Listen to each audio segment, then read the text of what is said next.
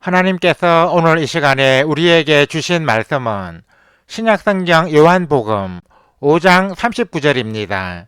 이 말씀을 김평화 학생이 봉독해 주시겠습니다. 말씀을 받들어 읽겠습니다.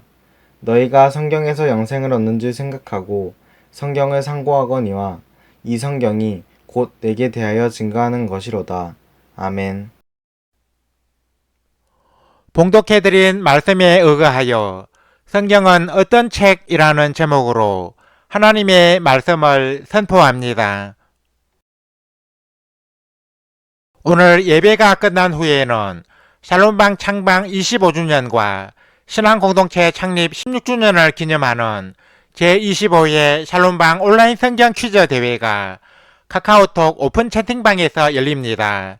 이 성경 퀴즈 대회는 단순한 행사가 아니라 우리가 하나님의 말씀인 성경을 더 잘 알고 더 깊이 사랑하기 위해 실시하는 것입니다.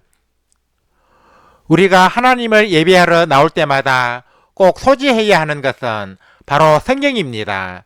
그럼 성경은 어떤 책입니까? 오늘 온라인 성경 퀴즈 대회를 가지게 된 것을 계기로 이 시간에는 우리가 예배를 드릴 때마다 가지고 오는 성경에 대해 알아보고자 합니다. 성경이 어떤 책인지에 대해서는 많은 것을 들 수 있으나 오늘 이 시간에는 세 가지만 증거하고자 합니다. 첫째, 하나님의 특별 계시입니다. 성경은 하나님의 말씀을 인간의 언어로 기록한 책입니다. 그래서 성경은 인간의 문학적인 창작물이 아니라 하나님의 말씀이라고 할 수 있는 것입니다. 이 성경은 하나님께서 우리에게 특별 계시로 주신 것입니다. 계시란 감추어진 것을 드러낸다라는 뜻을 가지고 있습니다. 계시란 사람의 지혜나 지식으로는 알 수 없는 감추어진 비밀을 하나님께서 드러내어 알게 해주시는 것을 말합니다. 계시에는 일반 계시와 특별 계시가 있습니다.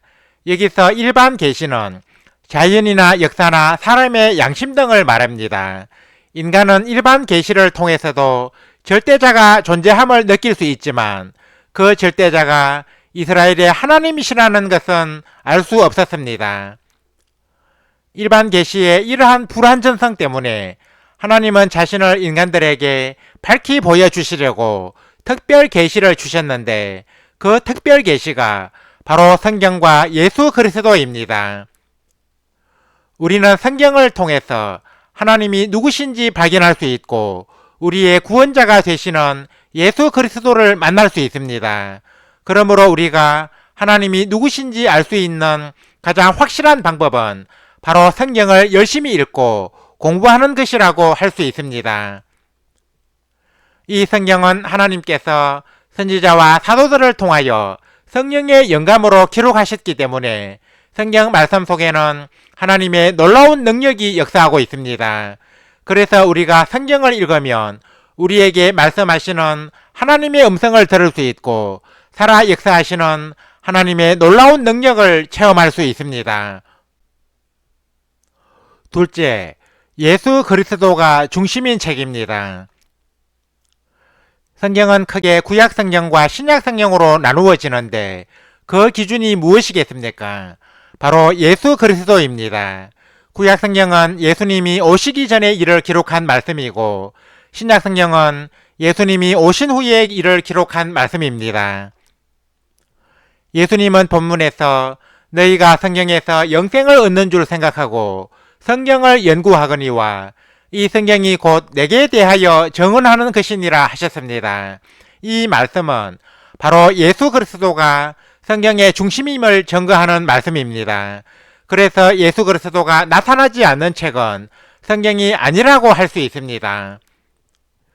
사실 성경은 구약 창세기에서 신약 요한계시록에 이르기까지 예수 그리스도를 예피하고 있고 예수 그리스도에 대해 증거하고 있습니다. 예를 들면 구약의 창세기는 아벨의 피, 노아의 방주, 그리고 예수님의 모형인 요셉의 생애를 통해 예수 그리스도를 나타내고 있습니다. 출애굽기는 압제당하는 사람을 압제자로부터 해방시켜주는 예수 그리스도, 레위기는 유월절 어린 양으로서 희생의 제물로 돌아가신 예수 그리스도를 예표합니다. 그리고 신약의 마태복음은 왕으로 오신 예수 그리스도, 마가복음은 섬기는 종의 모습으로 오신 예수 그리스도, 로마서는 죄와 사망의 법으로부터 우리를 해방시켜주는 예수 그리스도를 나타내고 있습니다. 정말 신구약 66권의 성경 가운데 예수 그리스도에 대해 언급하지 않는 책은 단 하나도 없습니다. 구약은 장차 오실 메시아, 신약은 이미 오신 메시아에 대해 말씀하고 있는 것입니다. 이처럼 성경의 모든 책이 예수 그리스도를 증거하고 있기 때문에 예수 그리스도는 성경의 중심이 되십니다. 셋째, 보편성을 가진 책입니다. 그럼 이 성경의 무대가 되는 곳과 등장인물은 어느 민족입니까? 성경의 무대가 되는 곳은 주로 가나안 땅이고 주요 등장인물은 대부분은 이스라엘 사람입니다. 이스라엘은 하나님께서 세상의 모든 민족 가운데서 친히 선택하신 민족입니다. 그래서 성경은 이스라엘 민족만의 역사라고 생각하기 쉽습니다. 물론 성경이 이스라엘 민족의 역사라는 것은 틀림이 없는 사실입니다. 그러나 성경은 결코 이스라엘 민족만의 역사가 아니라 세계 모든 민족에게 공통적으로 적용될 수 있는 보편적인 역사라고 할 수 있습니다. 그것은 이 성경이 전 인류를 구원하시기 위한 하나님의 구속사를 다루고 있기 때문입니다. 성경의 중요한 특징은 보편성에 있습니다.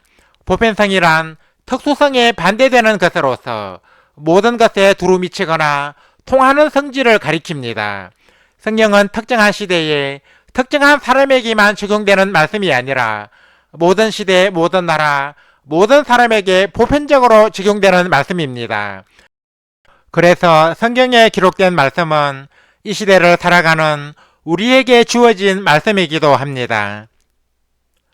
예컨대 창세기 12장 1절에는 너는 너의 고향과 친척과 아버지의 집을 떠나 내가 내게 보여줄 땅으로 가라 하는 하나님의 말씀이 있는데, 이 말씀은 문맥상으로는 하나님이 아브라함이라는 사람에게 하신 말씀입니다. 그러나 이 말씀은 아브라함에게만 주어진 말씀이 아니라 오늘날 하나님의 부름을 받은 모든 그리스도인들에게 주어진 말씀이기도 합니다. 성경이 비록 이스라엘의 역사를 다루고 있지만 동시에 전 세계의 역사가 될 수 있는 것은 바로 보편성 때문입니다. 성경이 보편성을 지닌 책이라면 성경에 나오는 말씀은 바로 내게 주시는 말씀이 됩니다.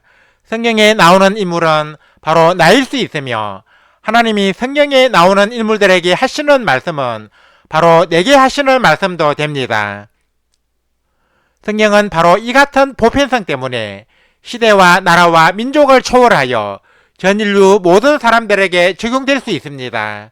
성경의 이 같은 보편성은 인간이 지은 책들과 차별되는 중요한 특징으로서 성경의 귀중한 가치를 잘 드러내고 있습니다. 이제 말씀을 맺습니다. 사랑하는 성도 여러분, 성경은 하나님께서 당신이 누구인지 알려주시기 위해 우리 인간들에게 주신 특별 계시이며 예수 그리스도는 이 성경의 중심이 되십니다. 그리고 성경은 하나님께서 인류의 구원을 위해 행하신 일을 기록한 구속사로서 우리에게 구원의 길을 가르쳐주고 있습니다. 우리가 예수님을 더 잘 알고 영적으로 풍성한 삶을 살기 위해서는 반드시 성경을 읽어야 합니다. 우리는 성경을 읽지 않고서는 훌륭한 믿음의 사람이 될 수 없습니다. 우리는 성경을 읽지 않고서는 예수님을 더 잘 알아갈 수 없고 하나님이 우리에게 약속하신 그 놀라운 복안에 거할 수 없습니다. 성경 속에는 참으로 인간의 지식과 이성으로는 헤아릴 수 없는 하나님의 놀라운 구원과 복의 메시지가 들어있습니다. 그러므로 우리는 성경을 열심히 읽고 그 안에 있는 말씀을 많이 알아가야 합니다.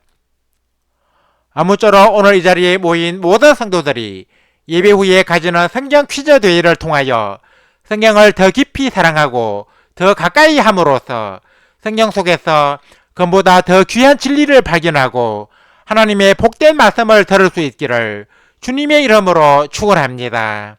아멘.